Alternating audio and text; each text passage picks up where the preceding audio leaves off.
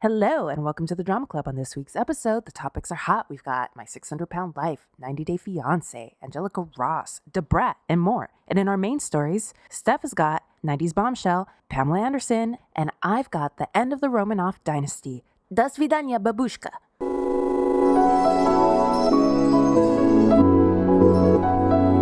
What up, fam? It's good, feels good, right? Yeah, I know it do. And without further ado, we broadcasting live from CA to It's Lady Gaga's birthday. Ooh, happy birthday, Lady Gaga. Or as they say in France, Lady Gaga. Mademoiselle Gaga. Senora Gaga. Oh no, she's Lady. Senorita Gaga. Did you see that Mama June was trending last night? I was like, the fuck happened? What did she do? Is she in jail or what? She got the Rona? But no. Yeah. She still has that show, I guess. Oh, really? Yeah. This doesn't that seem like a mistake? Yeah. Why are we giving Mama June a show after the meth and the pedophile and the crack? Don't forget the crack. No, can never forget the crack. Oh man, Honey Boo Boo's big. Really? Send me a pic.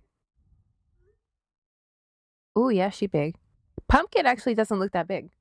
Yeah, they look smaller than Honey Boo Boo. Mm-hmm. Oh. Yeah, she's too young to be that big. Yeah. That's a cute sweater, though. I know. That's what I was going to say. I was like, where can I get that sweater, though? Hey, I hear Pumpkin has been, like, really stepping up and been the rock of that family, though. Really? Yeah, which is, if you watched Honey Boo Boo, that shit is crazy. Yeah, that don't make no sense. She's fucking ridiculous. The pumpkin one.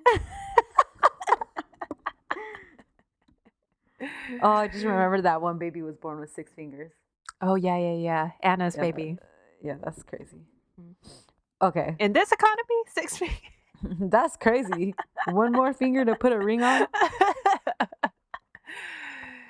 Welcome to the Drama Club. This is the Drama Club.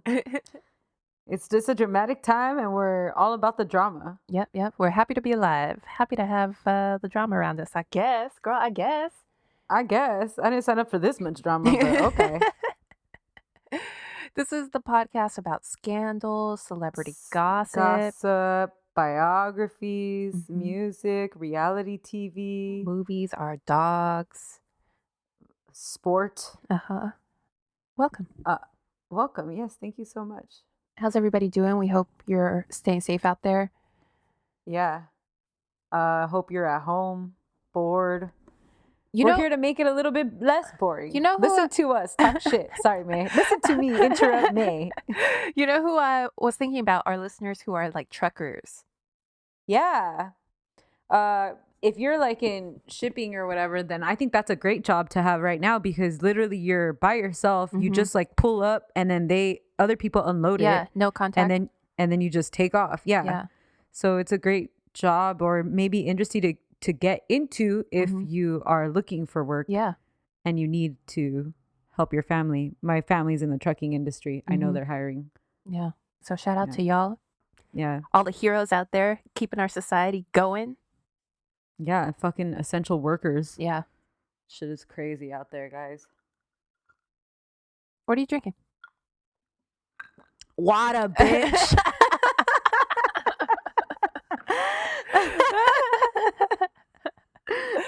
Me too. Cheers, bitch. Hey, see a shot. Hydrate, bitch. I saw a tweet that was like, that sun be hitting different since it's illegal now. I know. Which is so funny because it's true. You know, I felt like yesterday I bought some shoes online. Why? Where are you going? What the fuck?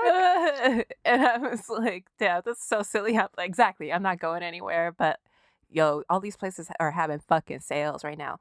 Yeah, that's irresponsible. We can't talk about that. Take that out. Anyway, I want some new sneakers because I've been walking around outside a lot, trying to get some fresh air, and I've been fucking up my sneakers because I don't usually use them like that like Yeah. in the mud and in dirt and shit.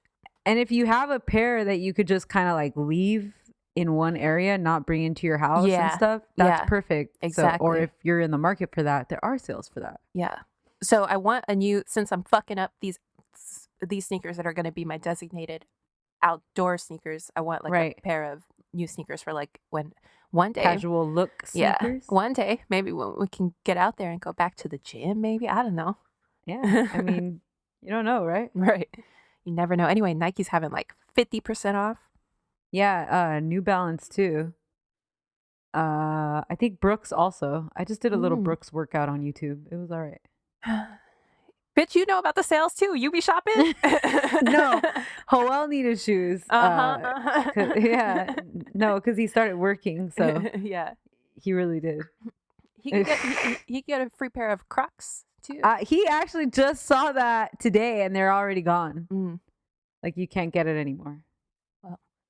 And then he was like, how do you wear that? Like, how do they wear those in the hospital, like with the holes? Because what if you get blood or something spilled on you? Yeah, true. But I always see the doctors and stuff wearing them. Socks? Yeah, with socks, obviously. But okay. I always see them wearing. But I always think about that too. But I think the point is like you can just like hose them off or something, you know, and you can easily like slip and they're them supposed off. to be crazy comfortable, right? Yeah, I think Mario Batali got all of them. That's why there's true. a shortage. Yeah, fucking Mario Batali, you're a dick. Excuse me. Coronavirus. No, I got allergies. One of the positives I think of this is that we've got Cardi at home on Instagram all the time. And it's fucking hilarious. We needed that. Did you see her eating the cereal? Yes. She was like, I should be eating sushi right now. She's eating cereal. Crying. Yeah. She was like, I should be in a restaurant eating sushi right now. The funniest thing is that it's cereal. Like, that is so ghetto. You're so rich, but you're still eating cereal. I bought cereal when I was in France.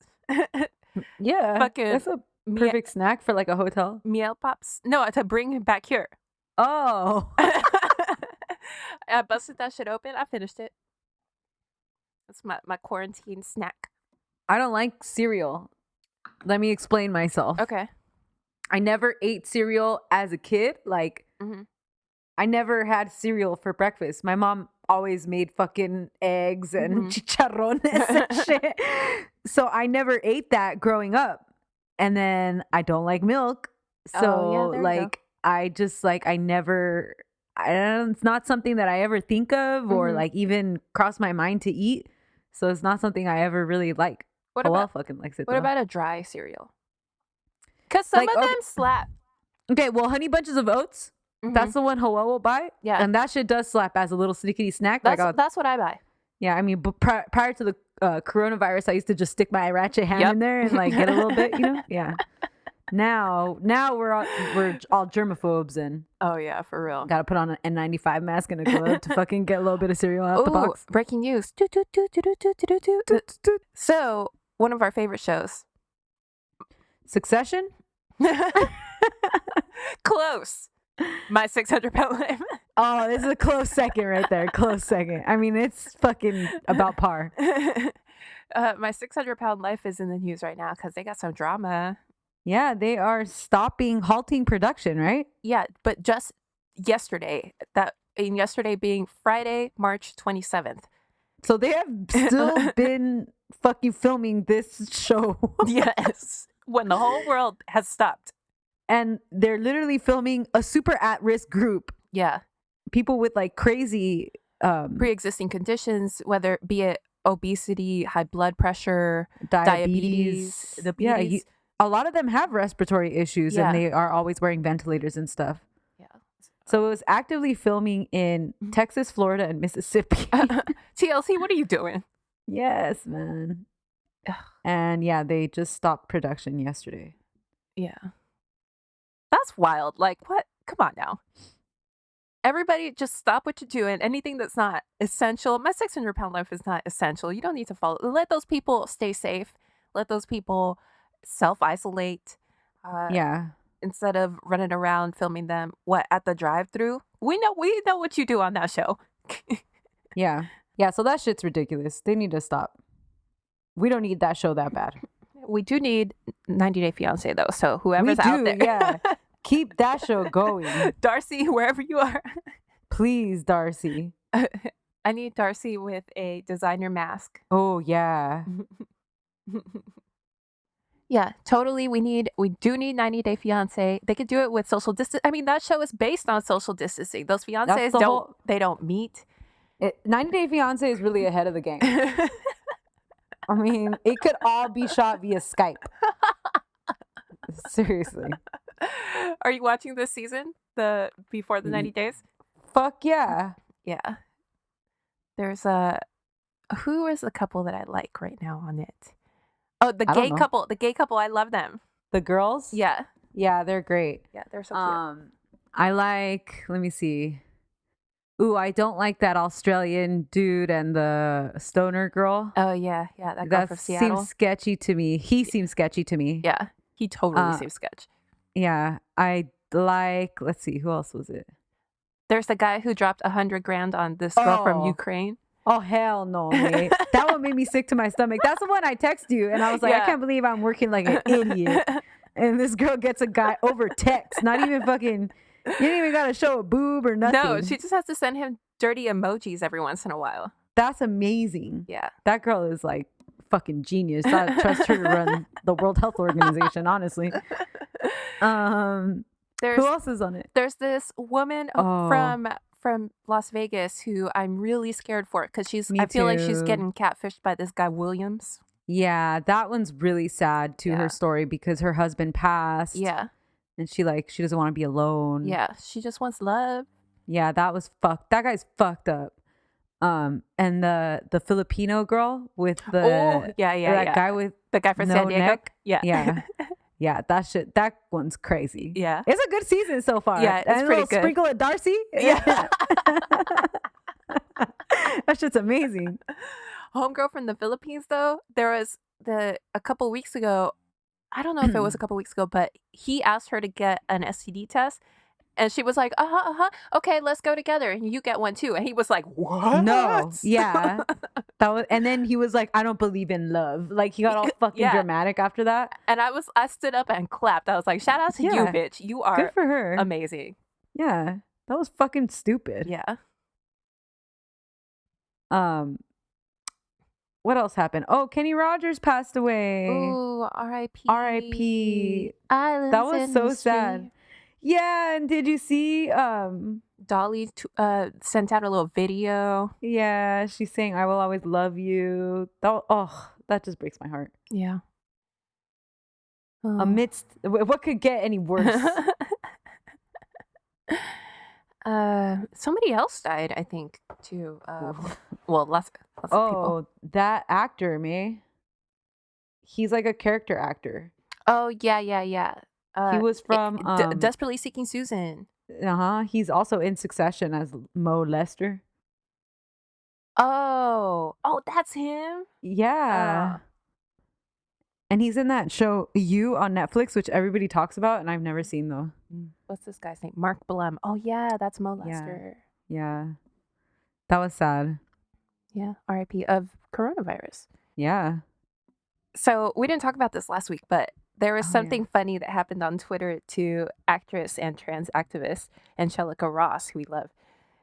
She Stop.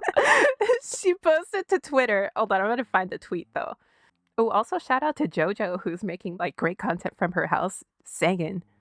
What? Really? Yeah. She made a song about staying at home. She was like, stay home right now. Wow. And she was singing Toni Braxton the other day. JoJo can sing. We talked about that before, but JoJo can fucking sing.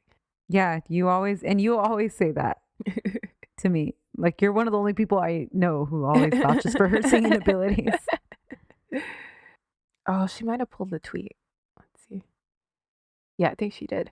Okay, so Angelica Ross from American Horror Story, from Pose, she tweeted like a photo of her mans and was like, we just found each other.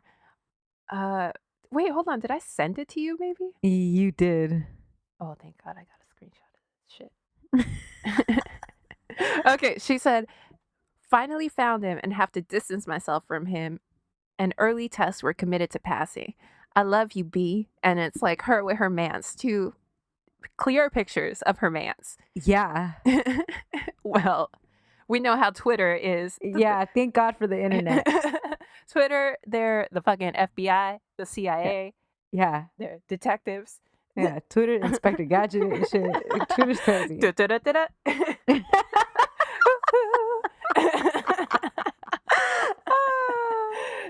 Well, she quote tweeted that tweet and she said, "The internet is amazing. I've been talking to the mother of his son and fiance all morning. #plot twist." Yeah, that shit is fucking crazy, man. What a scoundrel. Ooh, yes. You know, boys will be boys. Men will be men. Twitter will be Twitter. Stay tuned. Oh, and she hasn't said anything since then, huh? No, and she deleted it, so. Yeah, so that fucking sucks, dude. Yeah, I know. She seemed happy. She seems so happy. Yeah. She's like so fucking happy. Yeah, she's like, an early test, we're committed. Like, damn, you're committed already? And you're not even macking? Plot twist, he's engaged and has a baby. Did you see? Oh, another thing that happened was DaBrat came out officially. Oh, she did. Oh, she wasn't out? Yeah. I'm sorry. She posted a video to her Instagram because her, I guess now fiance, got them matching Bentleys, hers and hers Bentleys. Yeah. Damn. And in this economy, though, that's rude. And the brat was just like posted a video of her in tears, crying, and like then her girlfriend, her fiance, comforting her, and then she just put at her fiance's name, and then on her Jessica DuPart. There you go. And then on Jessica's Insta, Jessica posted how DaBrat, how she surprised her with the hers and hers Bentleys, and how it was just so sweet and cute, and yeah, that's amazing. Yeah, so sweet. And she was like, I just want to get ahead of this because we haven't been hiding. We've been out to everybody, blah blah blah. But in these times, like, we just want to be loud and proud or something. Who is Jessica DuPart? I guess she's a beauty guru of some sort. But I mean, she making that two Bentley money. Custom Bentleys, I think. She has a book too. She built a social media empire. Instagram helped her turn $1 million product. It's like a drop. She made like some sort of drops, like tincture drops, and that made her millions. Wow. Okay. Oh, shout out to her. She got a big old booty too. Yeah. You're a millionaire and you got a big old booty. Winning. And you're pulling the brat-tat-tat-tat. Yep. Yeah. Who next? Missy Elliott, Queen Latifah? Oh, together? Imagine? No. Shit. Together. That'd be amazing.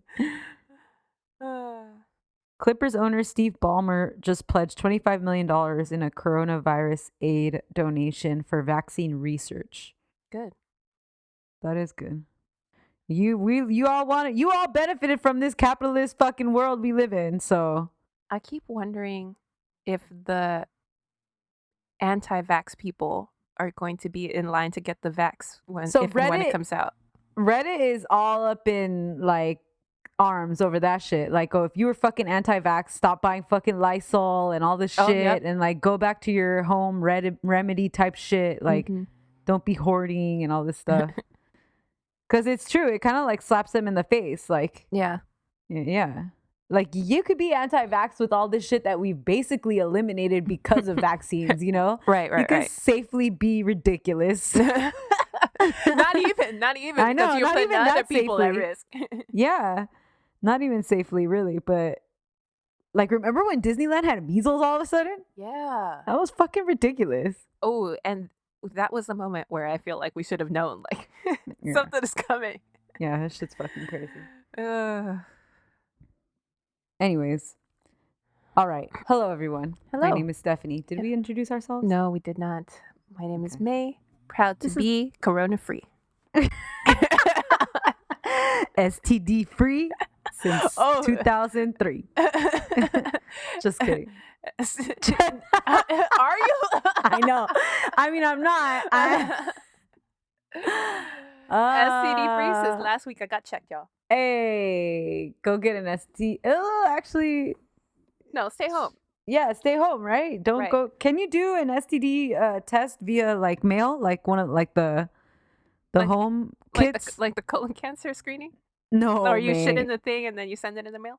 That's disgusting. What's the one that does like the sensitivity tests? They do like a bunch of them. Yeah, I don't think Everlywell. I don't think you can do STDs. Like really? That. Yeah, because you need blood. You could do drug tests like that. That's because you need piss for drug tests. Let me see.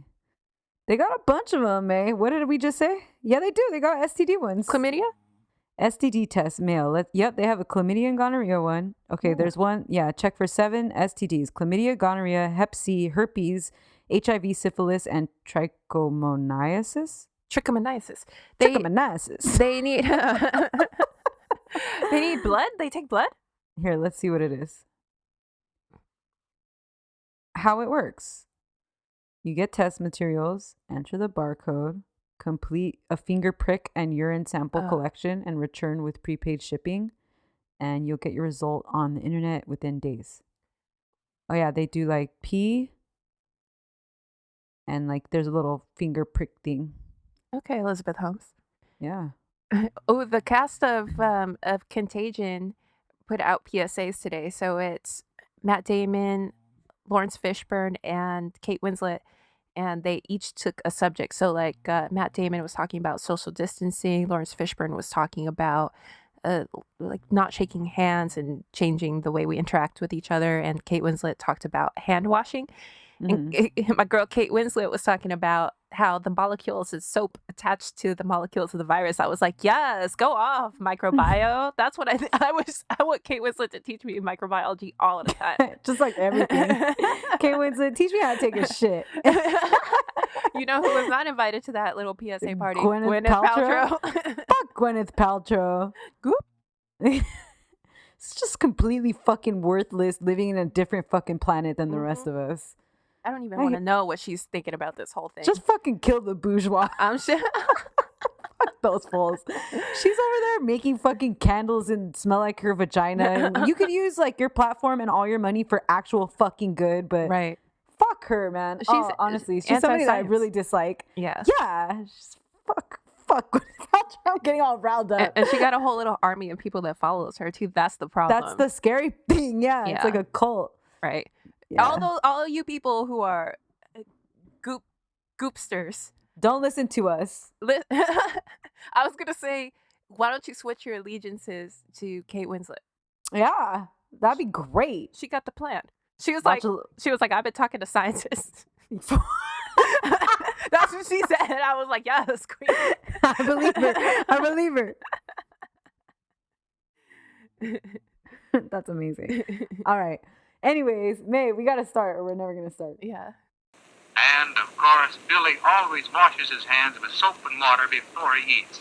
This episode is gonna be funky because May told me who she was gonna be doing, and I was like kind of trying to figure out what I could do that could kind of go, and like I couldn't. So then I made a joke that, okay, fuck it, I'm gonna do Pamela Anderson. Yeah. And then later on in the week, May was like, "Are you really gonna do Pamela Anderson?" And I was like, "Yeah, I guess so, actually." Girl, I guess. So I'm gonna do Pamela Anderson. Yay! For this, I watched her sex tape. I looked at tons of Playboy, and I read some People magazine articles. How bomb! I mean, she was obviously a bombshell for a long time, but like, there's this real sweet spot. I think it's like her Playboy. I don't know if it's like her first or second Playboy. Yeah, from like 96 to like 2000. Like where maybe she still 99. where she looks a tiny bit natural, just like a tiny. Just like, her boobs are like really like the plastic surgery. Yeah. Where I'm like, oh my God, she was gorgeous. I feel like I use this word all the time, but her look is fucking iconic. Yeah, for sure. You know, like it's just fucking amazing. Yeah. All right. So Pamela Anderson was born in British Columbia Hey. Her grandfather was originally from Finland, but he immigrated to Canada and changed his last name to Anderson when he arrived as an immigrant. Oh, I want to give a shout out to Canada. Yeah, me too, all the time, actually. But, but I mean, talk especially about the way that they're handling the pandemic. Examples in leadership and taking care of their people. Yep. Great healthcare system. Yep. Couldn't be us. No. Couldn't be us. Nope. Mm-mm. Did you see that thing going viral of like this university in Norway sent an email to all of its students because they were like on spring break, and it was like, if you are in a place with a disastrous healthcare or poor healthcare system, for example, the United States, come home now. Come home to Norway. Yeah, I was like, that sucks. Yep. We're number one, baby. USA. Yep. Anyways, so on the day Pam was born, she went viral. Because she was born on July 1st, 1967, which was the 100th anniversary of Canada's official founding. So she was considered a centennial baby, and there were little news articles about her in the newspaper and shit. Oh my God. She was destined for greatness. Isn't that so cute? Yeah. In 2014, Pamela came forward and said that she had suffered sexual abuse as a kid. She said that from ages 6 through 10, she was molested by a female babysitter. Oh my God. And that when she was 12, she was raped by a 25-year-old man. Ugh.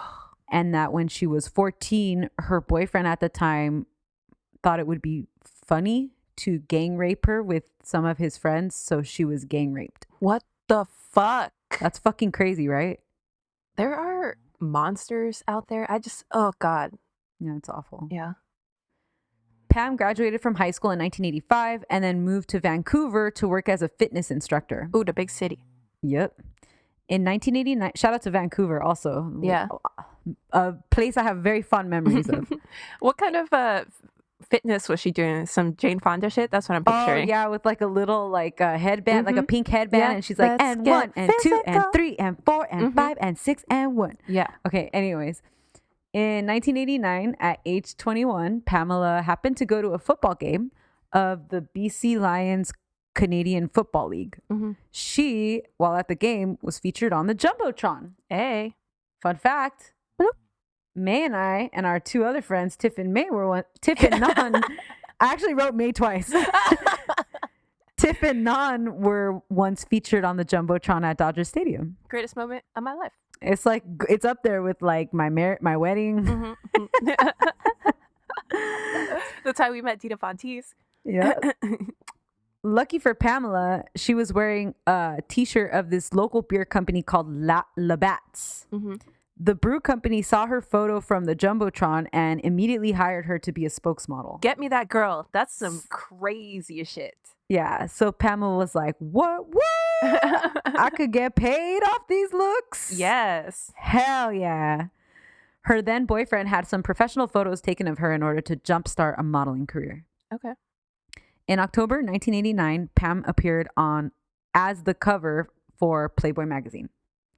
She then packed all her shit up and said, peace out, Vancouver, moved to LA as the obvious smart move for her modeling career. Is she a blonde? Natural blonde? Yeah. Yeah. But it's more like a not like a dirty bleached blonde. Yeah, not like the way she is blonde, but she is a blonde, yeah. Playboy ended up choosing her as Playmate of the Month for their February 1990 issue, and she got a full centerfold spread. Nice. Pam then decided to have her first boob job, increasing her size to 34D. And later on, she would increase it all the way to 34 double D. 34D seems nice on her. Yeah, she really didn't need to go to double D. That's when she starts doing that is when she starts fucking with herself a little too much. Yeah, I think so too. Because then she starts messing with her lips and... You know, she's giving me big, young Pam is what I'm looking at now. Big Kelly Kapowski, Tiffany Amber Thiessen energy. Yeah, that 1989 one? Mm-hmm. Yeah, for sure. Yeah. I don't know why, though. I like kind of... This is like when it starts getting ratchet. Yeah. Yeah. And it's like, but only she could do that. Yeah, but I like this. I like this like late era Baywatch look. Yeah. And this one. Oh, this that is when one. she's That's like one. hella natural. Yeah. Look, her boobs are all like little. Yeah. She's fucking perfect, dude. She is perfect. It's like fucking like this is the white girl to end all white girls. Yeah. You know? Right. Like if you don't look like this and you blonde, just dye your hair black, honestly. You're not gonna make it as a blonde. Anyways, okay, where the fuck was I? Okay, so fun fact. Whoop. Pamela has been on more Playboy covers than any other model in the magazine's history. Damn, how many? I don't know. She What do you think this is? PBS, bitch? Google that shit.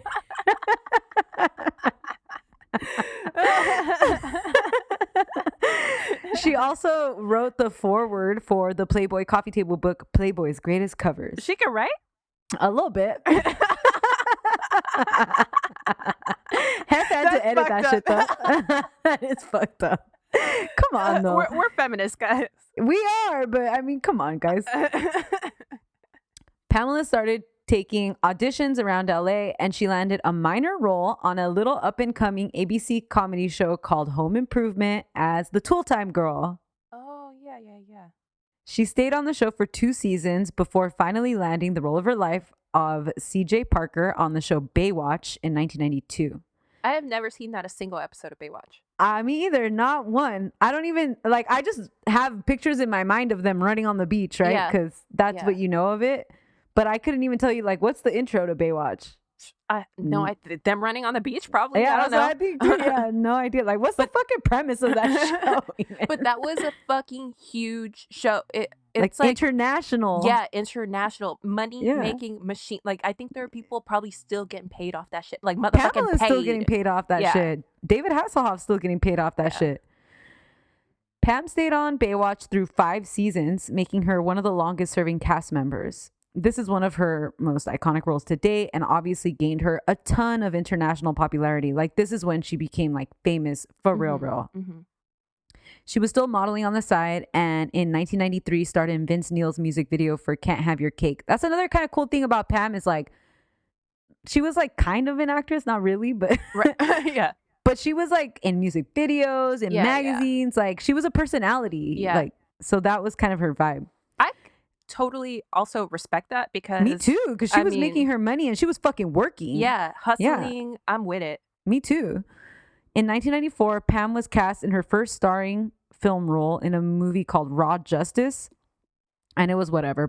So anyways, jump to 1995. Is it like a Skinamax thing? Because that's what it sounds like. No, it's not, but almost. Okay. Yeah. There's a lot of, like, cheesy sex stuff. Yeah. Okay, so jump to 95 when it all went down. In 1995, she met Tommy Lee, drummer of Motley Crue, on February 15th at a club in Hollywood called Sanctuary. Pamela bought him a shot and it was love at first sight. Okay. They went to Cancun together, and after knowing each other for 96 hours, they got married on a beach with Pamela wearing a white bikini. So romantic. It was amazing. People magazine immediately published the story and photos, and this is how Pam's mom found out that Pam had gotten married. Oh my God. I know. Listen, let me tell you something. Tommy Lee is not my type, but he's That's like hot. Type. But he's like hot, type. I guess, like at the time. He's hot. And he is kind of like my type. He's my type that I know is not good for me. But I would have dated Tommy Lee when I was 17. He's like sexy. This is I get this couple. This is makes Oh, me too. I totally get. They're sexy together. Yeah. It's crazy. Pam immediately changed her name to Pamela Anderson Lee, and the couple got each other's names tattooed on their ring fingers. The couple moved into Tommy's Malibu home together, and their relationship became super high profile months later because they decided to fire their electrician. Okay. It's seemingly innocuous event. Yep. Happens all the time. All the time. Their electrician, whose name is Rand Gauthier, got mad, and he went in for the kill. So he stole a now infamous homemade sex tape that the couple had made on board a houseboat during a summer trip to Lake Mead. So Rand is a total piece of perverted shit, but for the sake of hearing both sides, he said that he would never have taken anything from them except that on his... So he says that the way that he got fired is he showed up to work and Tommy came out of their house with a gun, pointing it at him and his coworker and telling them to get the fuck off his property. So he said he was like, fuck this guy. And on his way out, he stole a safe. And the safe contained the now infamous sex tape. I mean, that doesn't justify. I don't know. No, this is awful. I'm just trying to tell you his side. Right. No, he's disgusting. You don't do that. Rand himself had appeared in a few adult videos, so he was familiar with the business. He linked up with his friend Milton Ingley, and they made a bunch of copies, destroyed the original cassette, and then set up websites to market the video, which was available for purchase for $59.95 by mail. That is so much fucking money. Imagine sending away for porn also and waiting, weeks for that shit to show up in the mail. Yeah, how horny are you? Yeah. Second of all, websites. That was very progressive. Yes. Did people even know how to get? You had to use one of those free AOL discs. Yeah. You had that big ass chunky computer. Yeah. You had to listen to that fucking sound. Your family couldn't use a phone and shit. I used to get in so many fights with my brother over that. Okay, so let's take it back to 1995 because obviously, like we're saying, things weren't as easily accessible as they are now. Yeah. I mean, I once remember waking up and going on Twitter to see the internet going nuts about A$AP Rocky's 2-second leaked sex tape. But by the time I had logged online, it had been removed. But I text May and she texted back to me in like 20 minutes. And that's just fucking amazing. The future, baby. Yeah, that's amazing. What a time to be alive. Thank you. All because of Al Gore's internet, everybody. Okay. But back then, things didn't get around that easily, except for Tommy Lee. So Tommy and Pam didn't realize that the safe was missing until like Christmas. And they didn't realize that the video was even in there. Oh, shit. Where did they think they had the video? I don't even think they thought about it. Yeah. You know, they just made it and then put it away. Yeah. So once they finally realized what had happened, it was like everywhere. So many people had seen it. They ended up filing a $10 million lawsuit to stop anyone from profiting over it as their own intellectual property, including Penthouse Magazine, who was trying to publish a story all about it. And they were like, if Penthouse publishes a story, then it's really going to be everywhere. Yeah. But they didn't have the cash to stay in court against all of the injunctions filed by all these sex companies. So in June 1996, Penthouse published a detailed written account of what was on the sex tape as like their main article that month. The fuck? A transcript? Isn't that fucking embarrassing? And then he says, baby. And then she says, baby, take your dick out. What's that? What's the owner of Penthouse name? Larry Flint. Larry Flint. Oh, no, wait. Is that Hustler? Oh, It's is it Hustler. It's Hustler. Okay, I have no idea. Yeah. I thought it was Larry Flint, though. Maybe it is him. I don't know. Whatever. Couldn't have been Playboy. Hef is classy. And a dick. But a classy dick. Yeah. In October His dick wears a top 1997. hat. Hugh Hefner's dick has a smoke jacket on. Smokes a pipe. Yes, Hugh Hefner's dick has a tiny little pipe. In October 1997, 2 years. Why are you laughing? You spit out your water, May? Oh my God, May. Hold it together. We're only recording for like an hour. Relax. All right. In October 1997, 2 years after the original footage had been stolen, a judge finally issued an injunction against Milton Ingley. But by this point, so many people had seen the footage and this had become such worldwide news. The couple had become like a widely known celebrity sex tape performers, kind of. Yeah. Like everybody knew about the sex tape. A lot of people had already seen it. Everybody knew Pam and Tommy had made this, you know? Yeah. So they were like... It even attracted people who wouldn't, ordinarily partake in pornography. Right. But it was like celebrities partaking in pornography. So it was huge. So Pam and Tommy, whatever, they finally got the injunction. Then they just ended up cashing in. They signed the copyright of the sex tape over to Club Love founder Seth Warshavsky. And Seth turned around and cut a deal with Vivid Entertainment to sell hard copies of the movie on DVD, VHS, and because it's 1997, CD-ROM. What was it called? It had a name, right? I have no idea. Huh. I got I was looking at the manual of my car and What? Quarantine, baby. and inside of like, the little it comes in like a binder with the manual and like some other shit. Anyway, You inside had of there Pamela Anderson and Tommy's sex tape was in there? That's amazing. Inside of there was like a CD-ROM, but do you remember for a minute they stopped making CD-ROMs that were like CD size and started making like smaller ones? Yeah. And I was like, the fuck? Where would I even play? Because you can't even slip those into your regular laptop. But remember, it used to be that they would come out and then the little circle thing, like it would Yes, come out and right. you just place it. So you could do that in that situation. Right. But then like my car is like 2 years old. I was like, who had one of those things 2 years ago? Just like on deck. I don't know.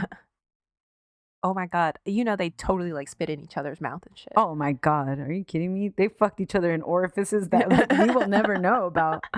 Pamela Anderson had a second vagina just for Tommy Lee. I mean, I would too, just to be safe. Yeah, that's true though. Okay.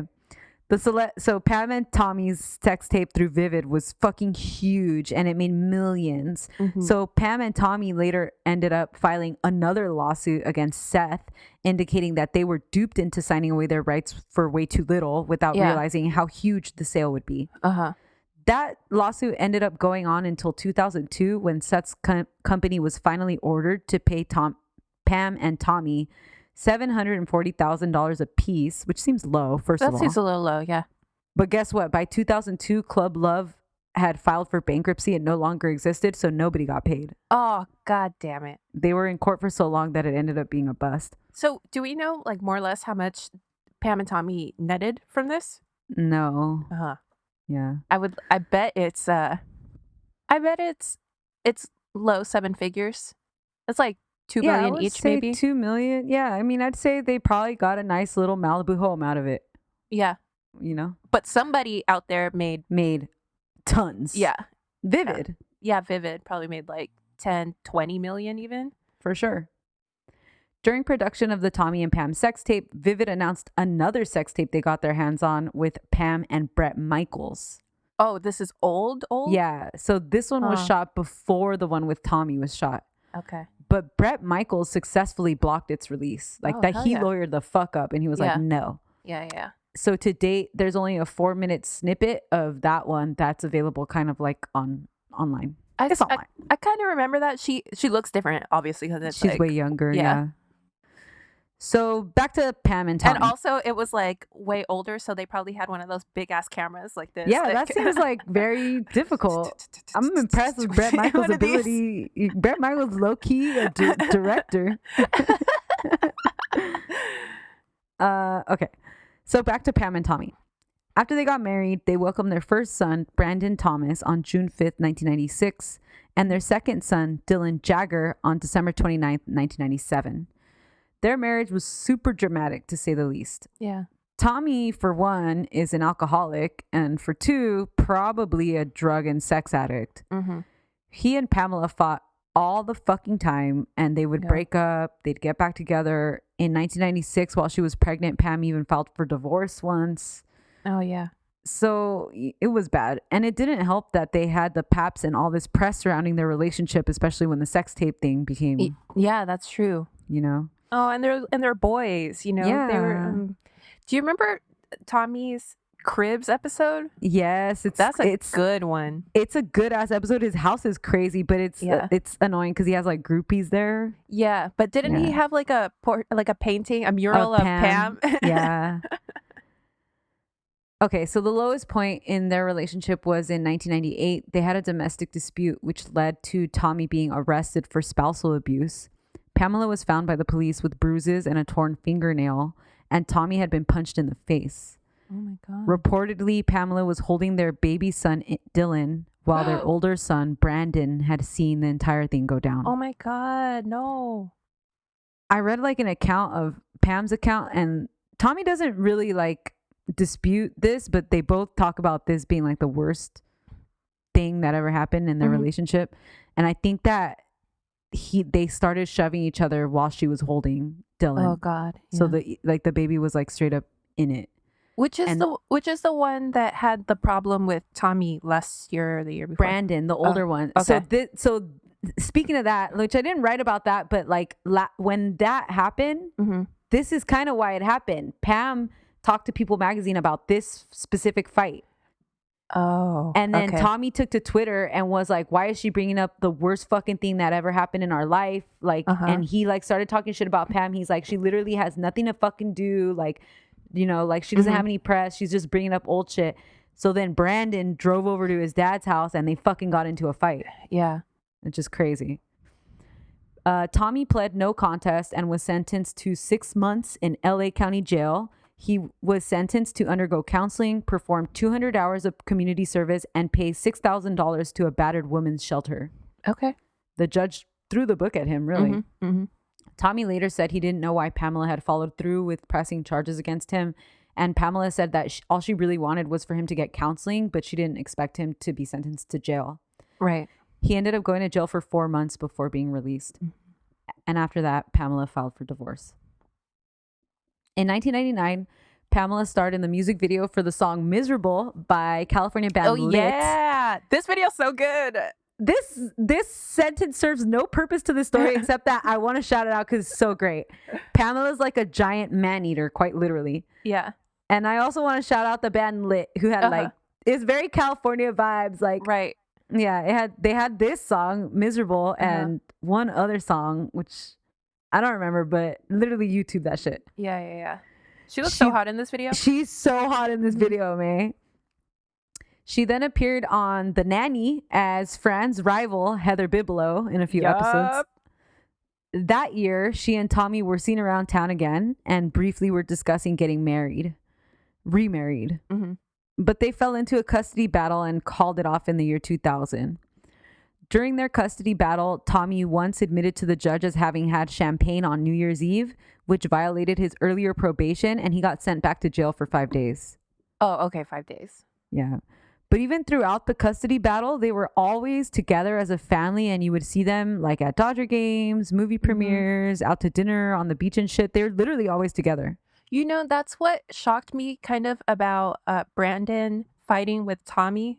Yeah, they This don't last seem time? to have, like, although Tommy and Pam are dysfunctional, they seem to Yeah. really love their family Yeah. and try at least, you know.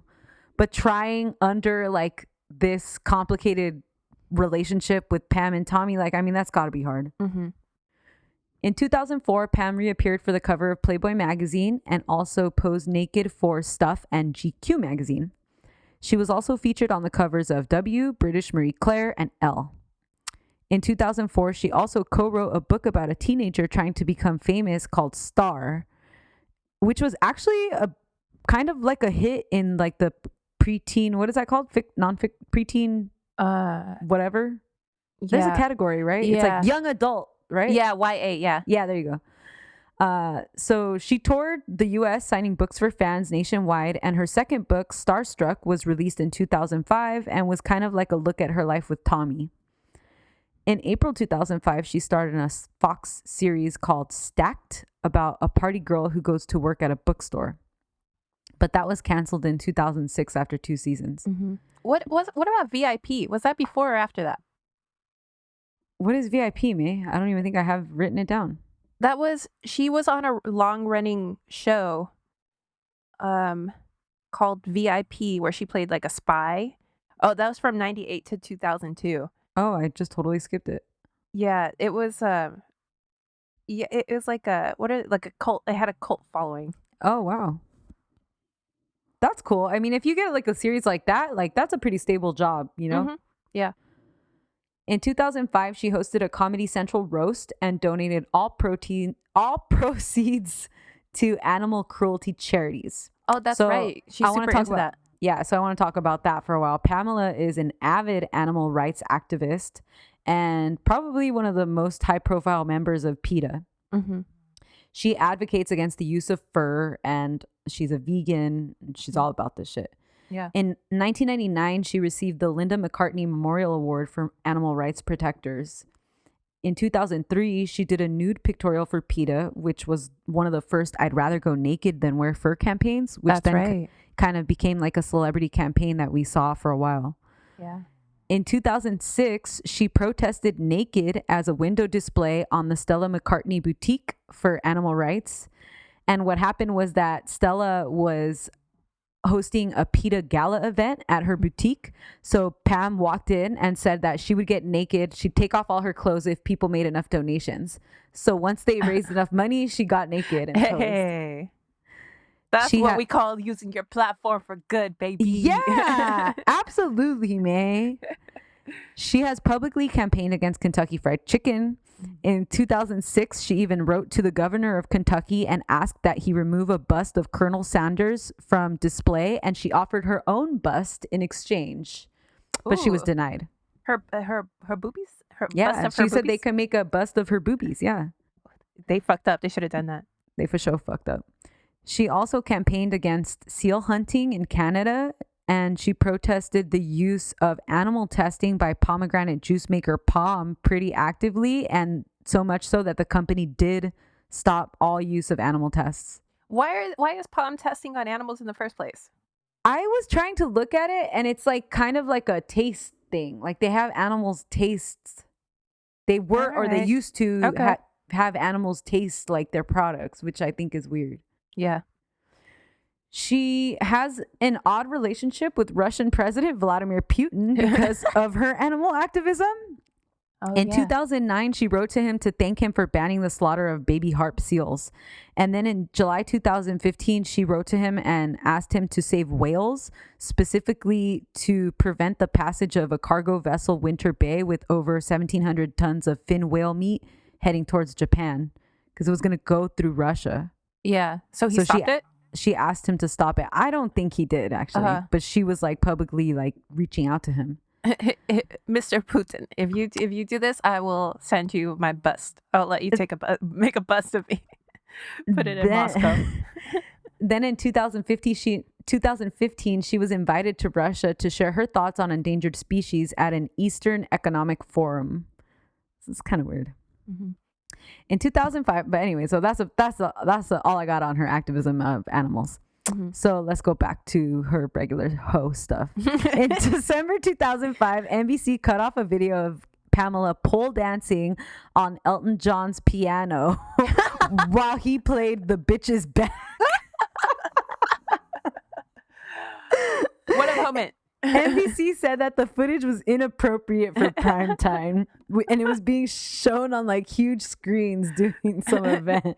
That sounds like art to me. Shit. That sounds great. I like how Elton John is so ratchet. Like he is, right? Like first of all, he got a weave. Second of all, he's like cool with Eminem saying the F word and stuff. Like he weird. In 2006, Pamela started a romance with Kid Rock. I don't like this. His name is Kid Rock. I don't either. They broke up for a while. They had like a little on and off again relationship, but then they ended up getting engaged and they were married in Saint-Tropez on July 29th, 2006. In November 2006, she announced that she had suffered a miscarriage. His baby? Yeah. 17 days later, she filed for divorce, citing irreconcilable differences. So they were only married less than a year. Didn't they also, she got married in a bikini again? Yes, again, yeah. And he's also like all lanky, skinny, wearing like the sagging board shorts. Poor man's Tommy Lee. Like the poorest Detroit backwoods Tommy Lee. Does he have a money-making business? I don't think so. But like, I think, does he own like a restaurant chain or something? I don't think so. Because I think he's pretty wealthy considering his musical career was like very brief, right? Well, I think he grew up like very, very high upper middle class sort of thing, like a low upper class or high middle class. Interesting. Because I saw a picture of his childhood home once and it's like an estate. Oh, interesting.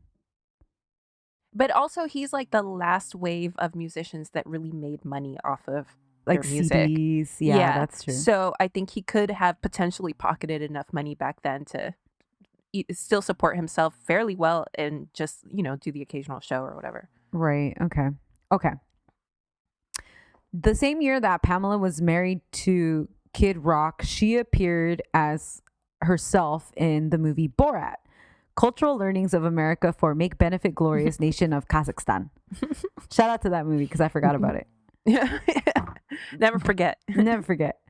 Borat is obsessed with Pamela Anderson and he plans to abduct and marry her. Pamela.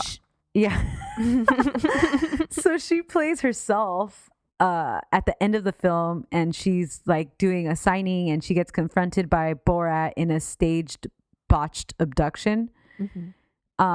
The drama was that allegedly at the premiere of the movie, Kid Rock like fucking freaked out and walked out and like blew a fuse over like this scene and just like everything about Pamela in the movie, because remember he also watches like her sex tape in the movie. Yeah, and that's right. He's just like obsessed with her.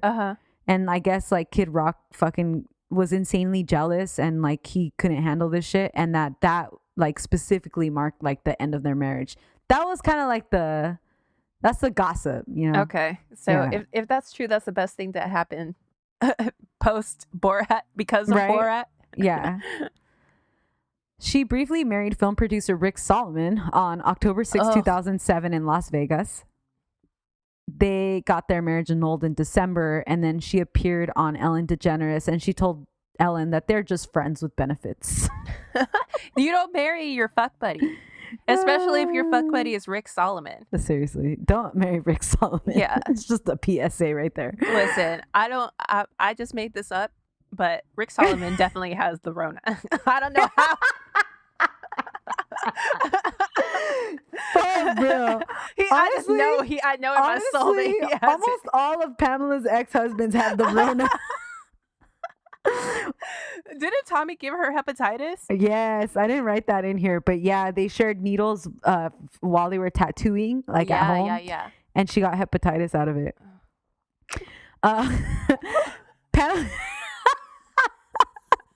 Fun fact.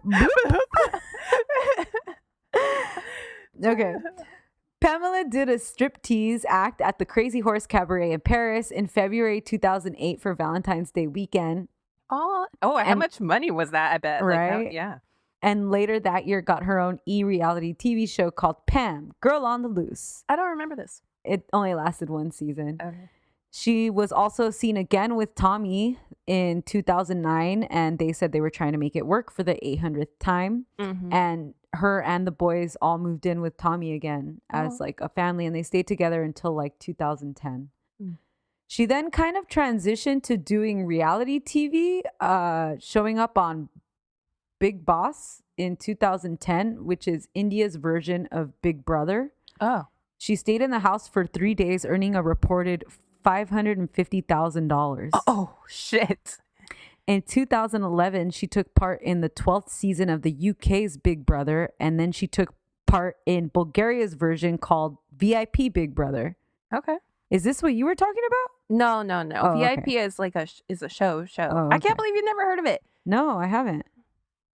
Okay. It was it's like on the same level of show as Xena and Hercules. Like it was okay. like people watched it. It came on like on Saturdays. Okay.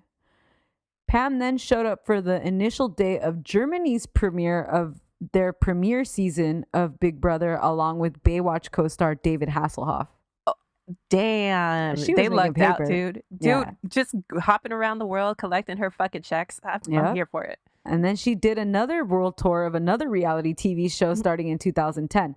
She was on Dancing with the Stars in the U.S.'s 10th season. Oh. Then she took part of an all-star edition in 2012. And in 2011, she was a contestant on Argentina's version of Dancing with the Stars called Bailando. Can she dance? Nah. Like, you know. Yeah. In 2018, she was a contestant on the French version of Dancing with the Stars also.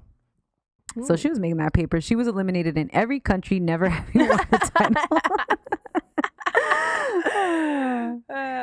In 2013, she also appeared on the UK's reality TV show called Dancing on Ice. So she was fucking dancing around, collecting those checks. In December 2016, People magazine published an interview with Pamela where she said that WikiLeaks founder Julian Assange was a hero. She said he had done a great service and that everyone in the world benefited because of WikiLeaks. She also thought it would be wrong to extradite him to the U.S., where he wouldn't be treated fairly due to his, quote, exposure of truths. Okay. Apparently, Julian reached out to her after this, and they began like an online communicating. They're like 90-day fiancéing it. Yeah. Mm-hmm. Pamela took to Twitter fingers in 2019 to say that she was angry that Julian was ejected from London's Ecuadorian embassy, and she later met him in Belmarsh. She said he was a great man, an incredible person. I love him. I can't imagine what he's been going through. He's a rapist. Why did she forget why he's in there? Why he was locked in there? Because he's fucking evading the law because he raped somebody. She then said she was going to challenge the Australian Prime Minister to stand up for Julian Assange. So she asked Scott Morrison to use his influence to secure his release, to which Scott replied by saying that he was a criminal who would receive no special help. There you go. Yes. Kind of weird. Like, are they together, her and Julian? Or is she just like vouching for him for no fucking reason? I think she's vouching for him. Like, she believes in what the work WikiLeaks? that he's doing. Yeah. Yeah. So I don't know. That's so random. That's basically brings us up to date with the 90s bikini wearing it girl, Pam Anderson. If you remember a few episodes back, we had a hot topic about her very brief marriage to producer John Peters, which ended in a very quick divorce, which she had done mostly for money. That's what she said. Yes. So that's my girl, Pam. Hey. I was just remembering that she also had a great episode of Cribs. Her Malibu house is very beautiful, Amazing. tasteful. It's like, it's like beachfront. Yeah. Right. It's so cute. Can we stream Cribs anywhere? It's on YouTube, actually. I wanted to tell the girls that yoga, that MTV yoga I like, I found it on YouTube. Sweet. It's not like great quality. It's not great audio quality, but it's fine. I did it. It was good. Dope. But while I was searching for that, the first thing that came up is all these MTV Crib episodes. Dope. Yeah. Good job, Steph. Thank you. I'm torn on Pam because, like, I love the hustle, and I love that she's animal activism, and she's an icon. Yeah, but then, which, I mean, we talk about this, and a lot of people have this take, which, like, women shouldn't have to apologize or like for the problematic men, but with that same thing in mind, I also think you are the company you keep, kind of, like it does say something about you that you're okay with it, or like you could see past it. Like, what is that? I agree. I think that if it's like one problematic man in your orbit, but then like 3, 4, 5. Yeah, exactly. Yeah, I mean, like, everybody has lapse in judgment sometimes with regard to like really somebody else's character. Sometimes it's hard. Sometimes you don't know until it's you're fucking in it or something, But yeah, like you're saying, like once we get to like 5, 6, 7, 8, 9, 10, and 1, and 2, and 3, and 4, and 5. Exercise, good food, sleep. Those are good health habits. Okay, so my topic could not be more different from Pamela. Okay, so this week I'm going to do something a little bit different. It's still a scandal. There's also a scam element to it and some royalty/celebrity with a sprinkle of some murder. So I guess it's not like super off base for us, but still. I'm doing the story of the end of the Romanov dynasty and the Grand Duchess Anastasia Romanov of Russia. For this, I read The Romanov Sisters by Helen Rappaport. It's an interesting book if you're interested. I also read the fantastic Refinery 29 article, The Real Story of the Fake Anastasia by Kelsey Miller, which really distilled that part of the story to the most essential part. So that one's really good.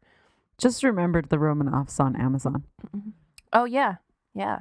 Shout out Is to he gonna make another season of that, or is no, it no, done? it got It's one and done. canceled. Yeah. Oh, really? Okay. Yeah. Because also he had some drama, some Me Too. Oh yeah. Yeah. He really like went into hiding. We didn't hear anything about that shit. I know. Yeah. Yeah. My girl, Tina Hendricks, didn't deserve to be done dirty like that because I liked her on that show. Wait, what do you mean? Why did she get done dirty? Because they canceled it. Oh, okay.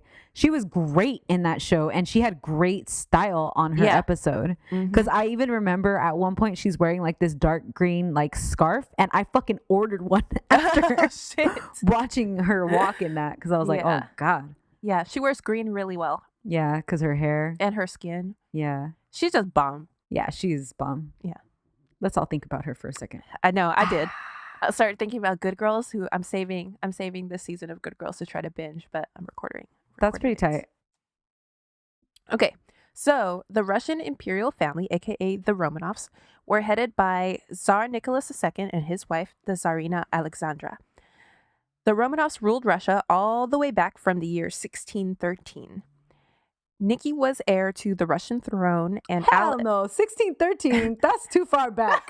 What the fuck? Officially, the earliest scandal that I can't think. God damn it, man! I'm not posting this shit on Instagram. It's just y'all you're posting a painting from 1613.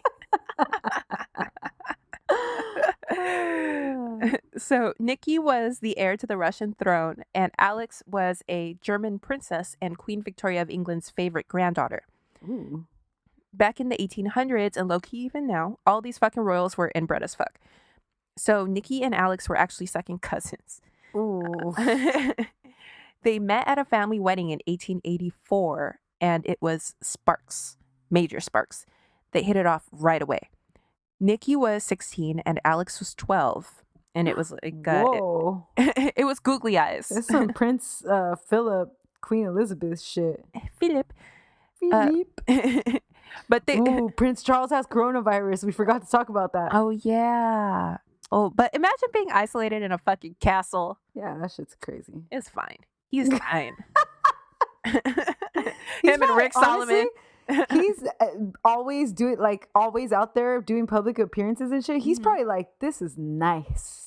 Yeah, he's relaxing. Just get to stay home finally. Yeah. Fuck. Oh, I wonder if he has to be separated from the love of his life, Camilla. Yeah, they are separated. Sorry, Camilla. Sorry, Camilla. Sorry, not sorry. Okay, so they were kids, Nikki and Alex, so it wasn't a serious thing or anything like that. It was just just a little crush. It's just that's about a little crush. But then 5 years later, in 1889, Alex traveled to St. Petersburg for a few weeks, and they for real fell in love. But we have a problem. Nikki's they're cousins, right? That's not a problem for them. God damn it. Nikki's family didn't really fuck with Alex because she didn't make a great first impression. First of all, she didn't really speak Russian, which is not the biggest deal since the aristocracy throughout Europe and Russia mostly spoke French and English, and just like Russian wouldn't have been a requirement. But also she was German, and the Russian royal family didn't really fuck with Germans. At the same time, Alex was head over heels for Nikki, but she was a devout Protestant, and she knew that if she was going to be with Nikki, that she'd have to convert to the Russian Orthodox Church. So she was kind of like, I guess it's not meant to be. Plus, her grandma was trying to make her the future Queen of Britain, so Queen Victoria didn't really like Nikki for Alex anyway, and she also didn't like the idea of Alex being alone all the way in Russia. Like, she didn't think it was safe. Mm-hmm. And as we know, none of these royal marriages are for love. Right. They're all just political alliances, and that's how everyone ended up being everyone else's cousin and shit. Right. So the two of them went their separate ways, but listen to what Nikki wrote in his diary. Quote, "It is my dream to one day marry Alex H. I have loved her for a long time, but more deeply and strongly since 1889 when she spent 6 weeks in Petersburg. For a long time, I have resisted my feeling that my dearest dream will come true." So he really loved her. Yeah, that's intense. So a few years pass, and both families keep trying to marry both of them off to other people. But in 1894, it's like everyone just gave up fighting the shit. Alex's spiritual advisors were like, bitch, Russian Orthodoxy isn't that different from Protestantism. And Nikki's dad, the Tsar, was in really poor health. So he just wanted to see Nikki happy before he died. So he gave him his blessing. And bam, the two were engaged in April. Wow. Yeah. And everyone was so fucking happy for them. They went on a little European tour to celebrate and visit family and shit. And they ended up being named as the godparents at the baptism of the future King Edward VIII of England. That's the one that abdicated, but that's a story for another day, obviously. Hey. Anyway, so Nikki's dad died on November 1st, making Nikki Tsar of Russia. The very next day, Alex took part in a conversion ceremony to the Russian Orthodox Church. Wow. And 3 weeks later, the couple were married. God damn. Nikki... It's just like a checklist. Check, check, Yeah, check. exactly. So the tea is that Nikki was feeling kind of scared of being Tsar and unprepared, really. So it is said that he wanted to get married ASAP to make sure that he'd have Alex by his side to like sort of help him through this shit. Right. All this happened so soon after the death of the Tsar that it didn't sit very well with the Russian people. Even Alex remarked that her wedding felt like a continuation of the funeral, except that she wore white instead of black. Oh, wow. Mm-hmm. And Russians were, and I don't know, maybe they still are very superstitious. So they super didn't fuck with Alex after this because they thought it was all a bad omen and that she was bad luck. Yo, I hate superstitions. Are you superstitious at all? No, but my family is. So like I'm not, I really am not, but like when like they say it like and they're so scared that it almost starts to freak me out and then I get mad. I get that. Yeah. And then I'm like, what the fuck? Like it makes no fucking sense. You guys are stupid. But like don't cross a black cat type of superstitions or like everything, man. Everything. They believe in like the fucking money tree shit. Like if you give someone a money tree, they're gonna make a lot of money. So like what is a money tree? It's like if you get the money, like the money tree, you know, like the Asian money trees? No. There is a tree that's like a money tree. It's like bamboo. I don't know what the fuck it is. Okay. But if you get it as a gift, like it's like a good luck for you to make money. Oh. But you can't buy it yourself. Somebody has to give it to you. That's fucking stupid, man. I'll fucking give you one if you want it. That's I want some money shit. I'll just give you the money then. The government's going to give me my stimulus check. Hell yeah, man. That's what's up. Use your fucking superstition for some good. Yes, where was I? Okay, yes. So, as we established, Nikki and Alex really love each other, which is super rare.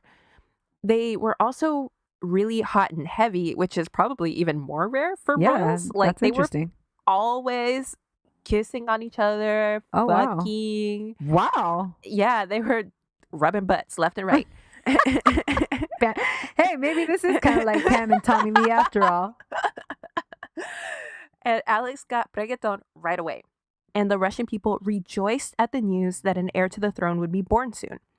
But when Alex gave birth to their daughter, Olga, in November of 1895, people were kind of disappointed since being a girl, she couldn't inherit the throne. Right. And they were like, there she go again with the bad luck. Oh my gosh. Mm-hmm. But at the same time, she was super young. I think she was like, I don't know, 23 or something.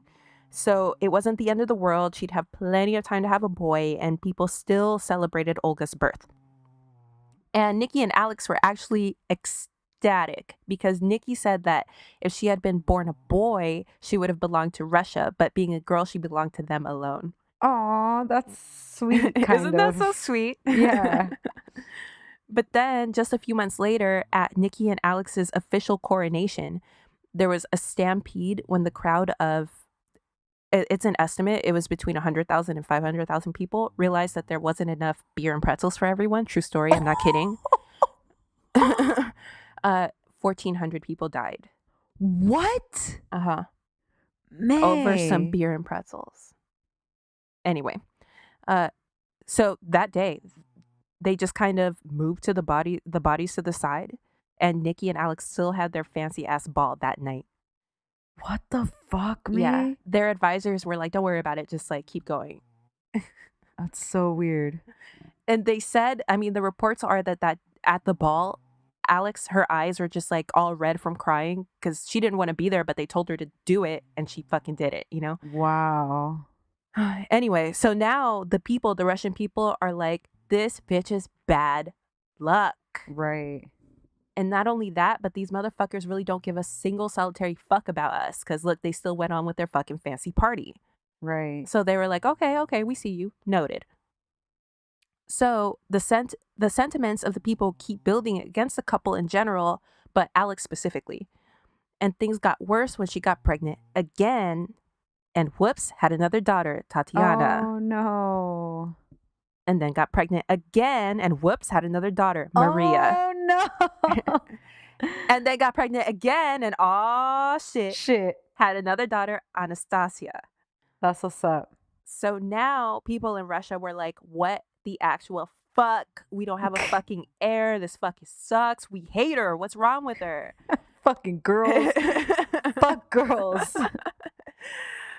So now Alex in turn doesn't really fuck with the Russian people either. Well, right. Right. Yeah. And On some Meghan Markle shit. yep, exactly. And really, she doesn't fuck with Russia in general as a concept. Hey. Because they hate her so fucking much. So, Right. so she starts isolating herself and her family from the outside world. Ooh, quarantine. Yep. Social distancing. It actually kind of gets a little scary. And it's weird because, like, there's this, the royal family is supposed to belong to the people in a way. Right. And they don't really know this family because Alex starts isolating all of them. So they don't know the girls. They just get official photos every once in a while. And, like, they're not out in the streets with the people or anything in processions or whatever. Yeah. So, yeah. So they're getting reclusive, and Alex is low-key starting to crack. She even had a phantom pregnancy in 1902. Wow. And finally in 1904, she gives birth to a son and heir to the Russian throne, Alexei. Oh, thank God. We weren't going to make it without that boy. But whoops, it turns out that Alexei has hemophilia, Oh, shit. which was passed on from Queen Victoria's bloodline. The Wow. women are carriers, but it only presents itself in men. Wow, that's crazy. Yeah. Alex's brother had actually already died of it when they were kids. Oh, fuck. So they were very familiar with this disease. Put him in a coat of arms. He'd be all right. And the life expectancy of the hemophiliac at the time was early teens at best. This was like best case scenario. If they didn't die in infancy, if they didn't die, as toddlers, it was like you would live to maybe be like 12, 13. Best case scenario. Holy shit, man. So Nikki and Alex realized pretty quickly that Alexei was a hemophiliac when he almost died as an infant a few weeks after he was born, when he started bleeding from the navel and wouldn't stop for days. Oh, shit. So they knew in their heart of hearts what was wrong because, Alex had seen it. Her brother died of it. But they didn't want to admit it to themselves. And the public. Yep. And they kept looking for doctors to give him a different diagnosis. In the meantime, they did not reveal to the Russian people that anything was wrong. When they finally accepted the diagnosis, they chose for it to remain a family secret, and they assigned Alexei round-the-clock protection and care because the slightest cut, the slightest bruise, bump, whatever could lead to Alexei's death. And this is a child. Children get hurt. Children, jump off the bed or whatever. This is a kid that can't do that because he could die. Right. And Alex retreated herself and her family deeper and deeper into reclusive life, now for the protection or overprotection of her fragile son. Yeah. She really made herself sick, both emotionally and physically, with worry about Alexei, to the point where she more or less became an invalid. And she got addicted to barbiturates. So, oh, okay. Downers. So things aren't great. They are and they aren't, because the close-knit family is actually extremely lovey-dovey and happy. Olga's the smart one. Tatiana is the beautiful one. Maria is the caring one. Anastasia is this little ball of personality. Every time I hear someone describe her, I think of that viral video from the BBC where that man is trying to give a Skype interview from his house. Remember? And then his little daughter busts in the door. That's the best, yeah. And then his baby son. Oh. Yeah. And then the mom. Oh, that video. That video is the height of comedy. That video is so great. Yeah, it's the way that his baby daughter walks in too, right? Like it's that. "Doo-doo-doo-doo." Right. That's what Anastasia is. Like, she would walk into every room like that, and people just like loved her, and she would talk to everyone, and she was just like the cutest. Yeah. She's all personality. And then Alexei is the light of everyone's life because they had all been waiting for him for so long, and he's the only boy. So it's like he was mischievous, and they let him do what he was spoiled, they let him do whatever. So they everybody like doted on Alexei. But still, little Alexei was very, very sick. And as he grew up, there were a handful of occasions where it seemed he would die. It became so dire that Nikki and Alex sought help from a Siberian mystic and priest named Grigory Rasputin. And it is said that Rasputin saved little Alexei's life miraculously on more than one occasion. So now Rasputin is all up in the Romanovs' good graces, which gives him a lot of political power, and all of Russia knows it. But remember that the public doesn't know that Alexei is sick. Oh, right. So there's just hella rumors about how and why this fucking freak is involved with the family. And Rasputin himself starts to get drunk with power. He exposed his dick at the most popular restaurant in Moscow and told everyone there that Tsar Nicholas let him fuck the Tsarina Alexandra. What? Yeah, he's just going off. Like, he's crazy. Fuck, He doesn't he's give a Kanye. fuck. Yup. I am a god. He would officiate weddings in villages in exchange for fucking the bride on her wedding night. He would do quote unquote private blessings in his bedroom for women. It became a whole thing. Like, he's drunk with power. He's fucking crazy. Oh my God. It's like a whole ass thing. And not only is he drunk on power, but he's like loud about it, Like, right. I which fucked your wife. Like, if he would have just like, had all the power and like kept it to himself and shit, like it would have been fine. But he was like out here really. Ugh. Yeah. Anyway, so when members of the court would tell Nikki and Alex about all that was happening, they would brush it off as vicious rumor and gossip. They're like, no, Rasputin would never do that. No. Right. They didn't want to believe it. And also, I mean, what were they going to do? Tell him like to get the fuck away from them? And like, he was the only one who saved their son in their eyes, They couldn't risk it. So then World War I breaks out. Okay. Nikki goes away to lead the army and leaves Alex back home in charge with, of course, Rasputin in her ear. Things don't go very well for Nikki on the war front. I mean, first of all, he's not a general, but also it's Russia. There's snow and shit. It's bad. The army gets wiped the fuck out by Germany, and there's famine. It's like everything that could have gone wrong did. Right. It could not have gone worse. So the Russian people are fucking pissed, and they think that Alex, being German, is part of some conspiracy to help the Germans win the war. Oh my gosh. And plus she's bad luck. Yeah, exactly. And she gets blamed for all of Nikki's failings at war. He should not have left her, quote unquote, in charge. Like, she wasn't like really in charge, but that's what he told everybody. Like, oh, she's going to take care of things. So it's like, of course she was going to get blamed for shit, Right. Plus, that motherfucker Rasputin is being fucking loud and creepy. So finally, in 1916, Rasputin was assassinated because people thought he was too dangerous and had too much influence on the royal family. Well, what are you going to do? What are you going to do? Goodbye. You hate to see it. His assassination, like, I didn't have time to go into it, but it's fucking weird. Like, they had to, like, poison him, stab him, shoot him. They had to do, like, he would not die. Then they had to drown him. Oh, shit. Yeah. That's too much. Okay, and in 1917, the Russian people had enough and had a revolution. This was a long time in the making. I know the positioning of it in this particular story makes it seem like it was a direct result of Rasputin, but there's a shit ton of other things going on. Nikki had led Russia into a war with the Japanese at the turn of the century. He adopted a policy of anti-Semitism. He kept trying to assert his quote-unquote God-given power as an absolute monarch. When it was clear that the people wanted more rights and representation. It just so happened that it boiled over at this time. So all of you fucking Nikki stans, I don't want you in our fucking reviews. Fucking reviews, great. I know. Anyway, so Nicky tried to rush home from the front lines after the revolution, but he was intercepted on his way on his train, and he was forced to abdicate the throne, first for himself and later for his son Alexei too, thus ending 304 years of Romanov rule. So now the royal family is officially in danger because the Russian people fucking hate Alex. But there were a lot of loyalists to the monarchy in the army that physically protected them until they were able to be rejoined by Nicky and ultimately put on house arrest.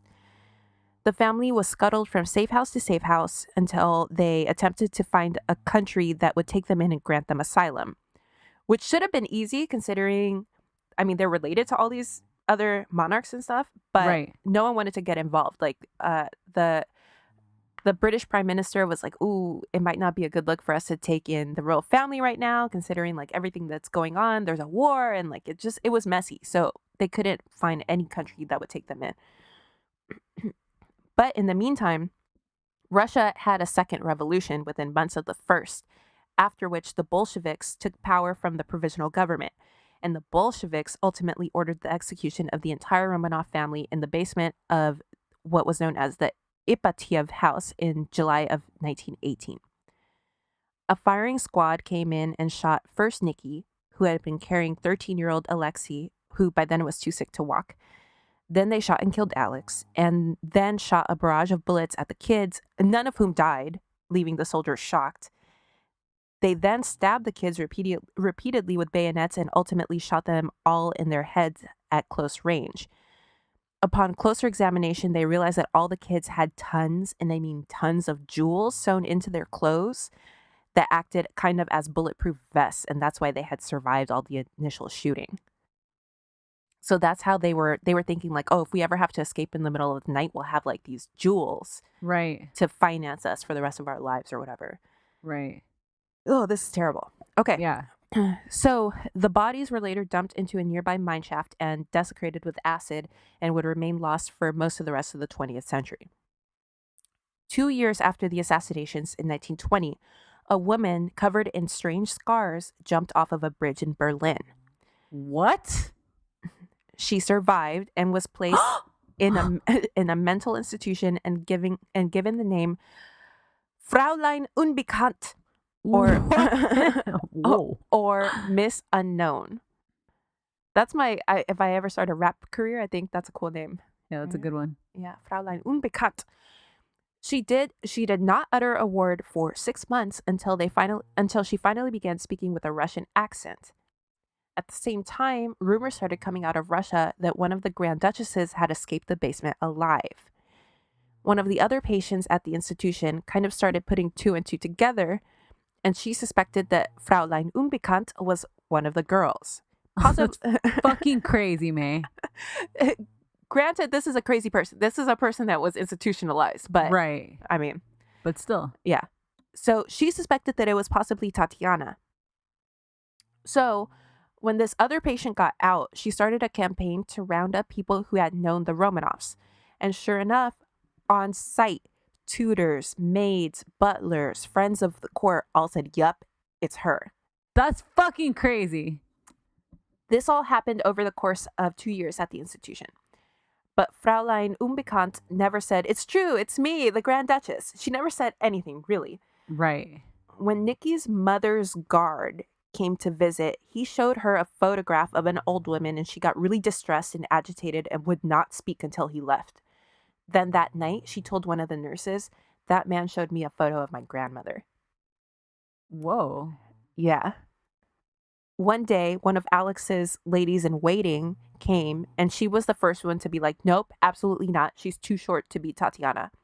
And Fraulein Unbekannt said, quote, I never said I was Tatiana. Some time passed, and that one guard that showed her the photo of her grandmother came back, and this time, since he figured like she's not volunteering information, he asked her, he like wrote down a list of the names of all the girls, and he asked her to cross out the names of those who she wasn't. And she crossed out all the names except for Anastasia. And from then on, she was known as Anastasia or Anna Anderson. Pamela Anderson. Anderson, yeah. When Anna got out of the hospital, she was a minor celebrity. All the tabloids wanted her story, police, private detectives, distant Romanov relatives, you name it. All of these Romanov relatives and family friends put Anna up for various lengths of time while they tried to figure out what the fuck was going on. One of those friends, Zina Tolstoy, once played a waltz on the piano in front of Anna, who immediately broke down in tears. When Zina stopped playing and asked what was wrong, Anna said that she remembered the song. And then Zina just broke down in tears too, because it was a waltz that her brother had written and had played many times for the Romanov kids. Whoa. Princess Irene of Prussia, the Tsarina Alex's sister, refused to meet Anna for a long time. A long, long time. She finally agreed to meet her for dinner, but only under an assumed name. So Irene sat across from Anna during dinner when all of a sudden, without warning, Anna ran away. Irene followed her and started interrogating her, like yelling questions at her, but Anna stopped speaking. That's what Anna does. Like, I think when she gets like cornered, she just like gets a little like catatonic. Right. So she stopped speaking, and Irene left upset and forbade anyone to bring up Anastasia or Anna ever again. For her part, Anna later tried to explain to her supporters what happened at this dinner. She said that she had recognized Irene's voice, but said that since she hadn't seen her for well over a decade, she was having trouble placing the face. And when she finally did place the voice and the face of her aunt Irene together, she became overwhelmed with sadness and anger that Irene had showed up under false pretenses to test her and not to welcome her back with open arms. Huh. Anna spent most of the 1920s like this, going from house to house of wealthy believers and royals, people who kind of were interested in her claims and believed her. Yeah. The more people she met with connections to the Romanovs, the more people she convinced that she was the real deal. But on the flip side, plenty of people were convinced that she was a fraud. The son of Yevgeny Botkin, the family's doctor, who was also assassinated in that basement with them, was a playmate of Anastasia's. When he met her, she brought up, I feel like that was unclear. The doctor was assassinated in a basement. Right, not the son. Not the son, yeah. So Right. when the son met her, she brought up that he used to doodle little animals for her when they were kids, and that was it for him. He was like fucking sold because he used to do that. Fucking every kid did that. But for your little friend, Oh, that's true. right? Like he used to do it for her, like pass her little notes of little animals. Okay. So anyway, he called her a lawyer. See, the Tsar and the Tsarina were obviously very wealthy people. And of course, their next of kin were set to inherit a lot of money. Right.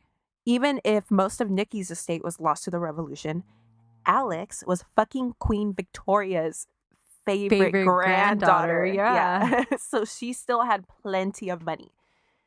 So in 1928, Anna's lawyer, Edward Fallows, went to work with the eventual goal of filing a petition in German court to name her the Grand Duchess Anastasia.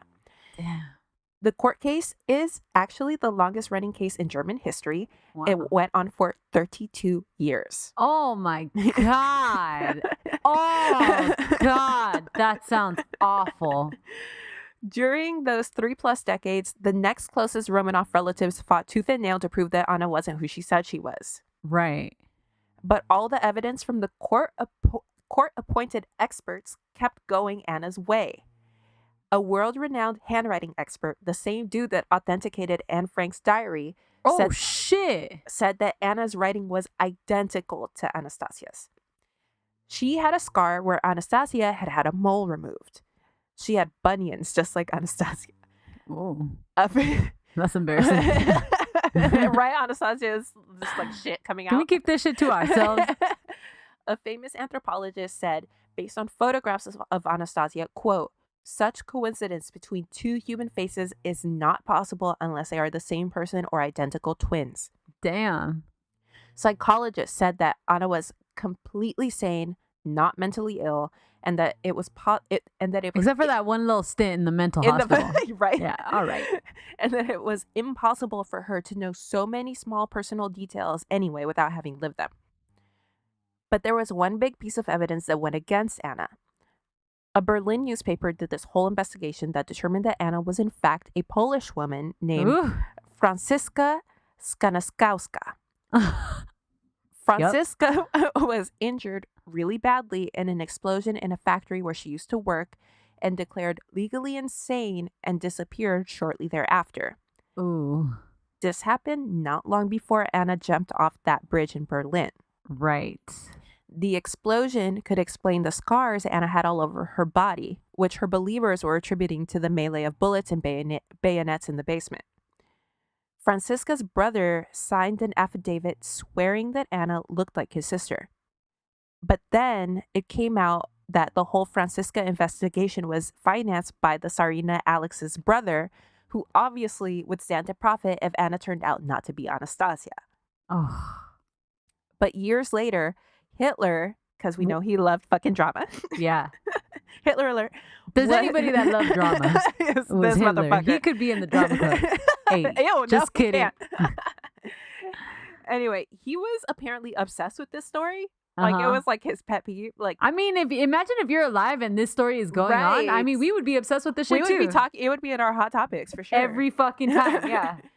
So he was obsessed with the story, and he had the Nazis arrange it so that Anna could go meet Francisca's whole ass family, Holy shit. and they again claimed to recognize her, but they refused to go so far as to sign any documents.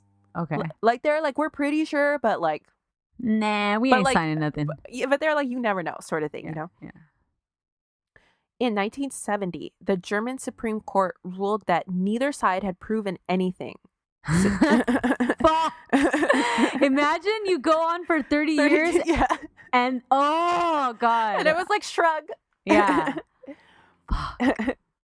So that was sort of that. In 1978, she said in an interview, quote, "How shall I tell you who I am? In which way? Can you tell me that? Can you prove to me who you are?" Which, I mean, I get it. Like, how do you prove, like, I am who I say, you know? Yeah. Anyway. Ooh. You want to get existential there? Right. Am I, who I I think, therefore, I am Anastasia. am? Ah. Between 1929 and 1983, Anna lived a crazy life. She moved to New York for a little bit and became an it girl. Of course. Then she killed her pet parakeet and ended up in and out of mental hospitals. Also, of course. She ran naked. Those experts that testified at trial on her behalf saying she's like completely saying I'm nobody used saying. those guys. Yeah.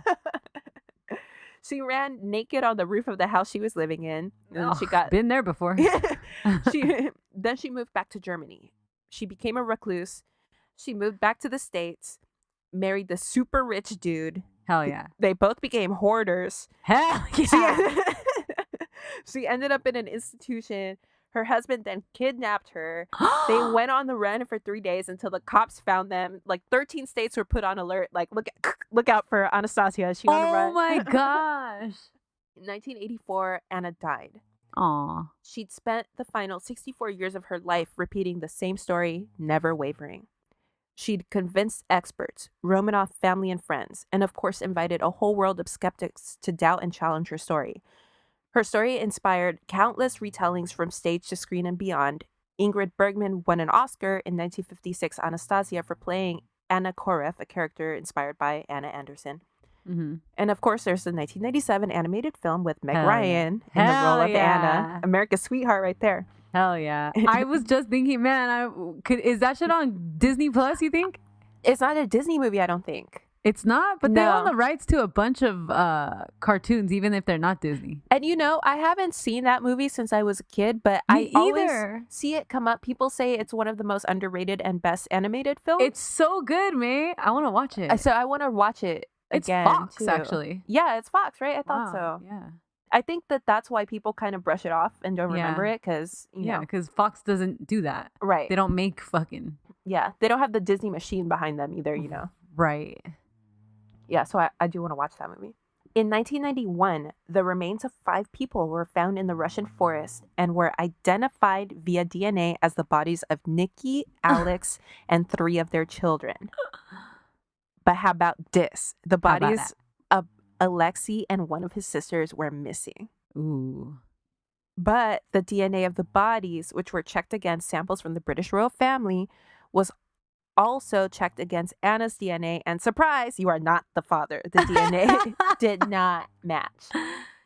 But it did match the DNA of one Karl Malker, the great grandnephew of Franziska Oh my god. Skaniskowska. The Polish girl. Uh-huh. Oh. So that was the end of Anna's story and the end of a 70-plus year of mystery. Except, what happened to the 2 missing Romanov children? Right. We'll never know. Maybe they really did get away. Maybe she went to Poland. Well, in 2007, almost 90 years after the Romanov family was killed, the final 2 bodies were found. Alexei and one of his sisters, either Maria or Anastasia, it's hard to say which one, obviously.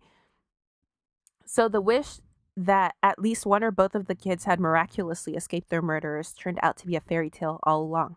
Aww. The first 5 bodies were given a state burial with honors and interred with several other monarchs in Peter and Paul Cathedral in St. Petersburg. The last 2 bodies have, to my knowledge, at least not as of a few years ago, not been laid to rest with the rest of the family. But the Russian Orthodox Church considers them all to be martyrs and have taken steps to canonize them. Oh, wow. And that's the story of the end of the House of Romanov. That's crazy, man. I love it. Isn't it crazy? Yeah, that's so good. What a fucking flex. Hey. A scammer for a lifetime. But you know what?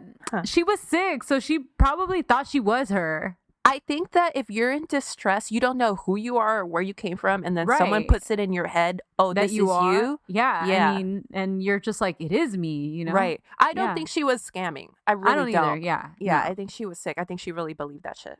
Yeah, for sure. Yeah, I feel bad for her. But Me too. she milked that shit. She did. Good for her. Yeah, and she became a hoarder. Yeah, hell yeah. That's what's up. Well, guys, thanks for tuning in to this week's episode. This has been El Club de Drama. Hey. Hit us up on Instagram and Twitter at Drama Club Pod, on the website dramaclubpod.com. On the hotline, 505-539-0556 at our P.O. Box number 27433, LACA 90027. Leave us a tip on our website if you're enjoying this quarantine entertainment. And we'll talk to you on Thursday for a real ass episode. Bye. Bye. However, whatever with your helmet.